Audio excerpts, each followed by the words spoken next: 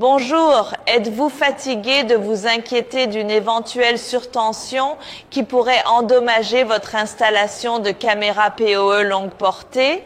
Aujourd'hui, je vais plonger dans le monde de la protection contre les surtensions et vous montrer comment l'appliquer correctement à un système de caméra IP à longue portée.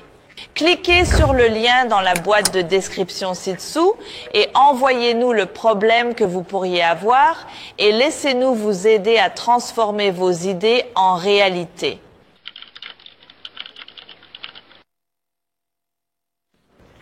Surtension peut donc endommager l'équipement, entraîner une perte de données et réduire la durée de vie de l'équipement.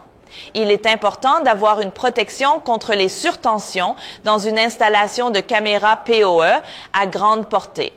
Comme elle fonctionne souvent dans un environnement difficile, y compris en extérieur et dans des endroits éloignés, ces zones sont sujettes à des perturbations électriques telles que les surtensions. Ainsi, sur de longues distances, les appareils sont plus sensibles aux surtensions. C'est pourquoi la protection contre les surtensions peut vous donner la confiance et la tranquillité d'esprit dans la fiabilité d'un système à résister à. En outre, elle permet de réaliser des économies. Donc, derrière moi, c'est la configuration d'aujourd'hui. Nous avons la caméra PTZ sur le bord, 300 mètres de câble Ethernet au milieu et un commutateur PoE longue portée pour l'alimenter. Nous avons maintenant le parasurtenseur de chaque côté.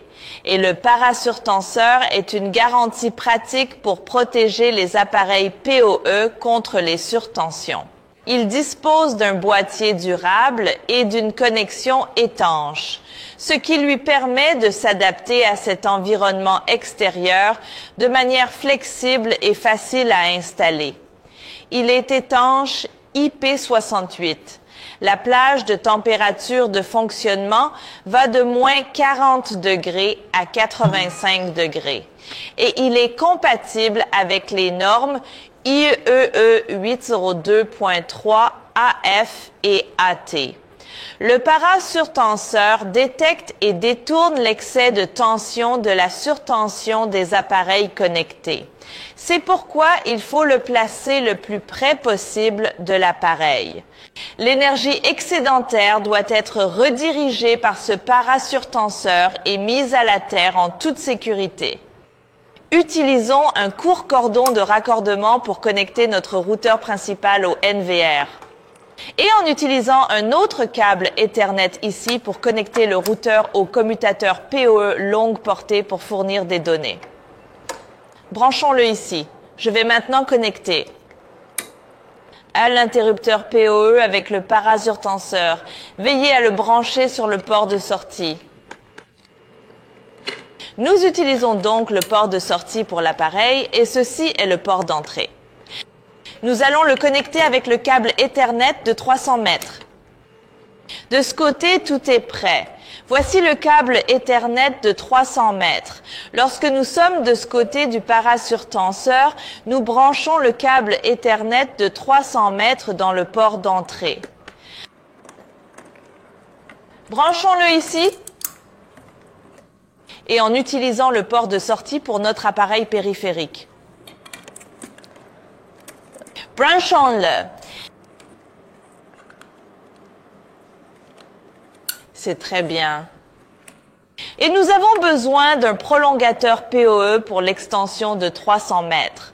Je vais donc commencer par le brancher sur le prolongateur PoE. Il s'agit du câble Ethernet qui va se connecter à la caméra PTZ.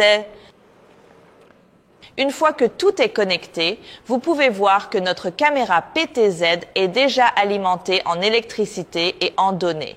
Et nous avons deux parasurtenseurs entre les deux. L'image s'affiche déjà. Je vais bouger ma main pour vous montrer qu'il s'agit d'une vidéo en direct. Voici quelques informations supplémentaires sur le parasurtenseur. Lorsque la foudre frappe le sol, la surtension se propage dans la zone. Et comme notre câble Ethernet est en cuivre, il absorbe la surtension qui se propage dans le câble Ethernet et endommage vos appareils. Nous devons placer le parasurtenseur aussi près que possible de l'appareil périphérique. Il faut brancher notre câble Ethernet sur le port d'entrée du parasurtenseur. La surtension s'échappera alors par ce câble de mise à la terre. L'appareil périphérique connecté au port de sortie sera donc en bon état. Mais certains d'entre vous se demandent peut-être s'il est encore nécessaire de relier nos appareils à la terre. La réponse est oui. En effet, les parasurtenseurs ne peuvent arrêter qu'environ 90% de la surtension. Il reste donc 10% de chances d'endommager votre appareil. Il est donc préférable de mettre vos appareils à la terre. Il existe également différents types de parasurtenseurs. Il en existe pour l'intérieur, l'extérieur et l'industrie. Choisissez également un appareil doté d'un indice de protection élevé contre les surtensions. En effet, plus l'indice est élevé, meilleure est la protection. Si vous avez aimé notre vidéo, levez le pouce et partagez-la avec un ami ou un membre de votre famille qui pourrait en bénéficier. Merci de nous avoir suivis.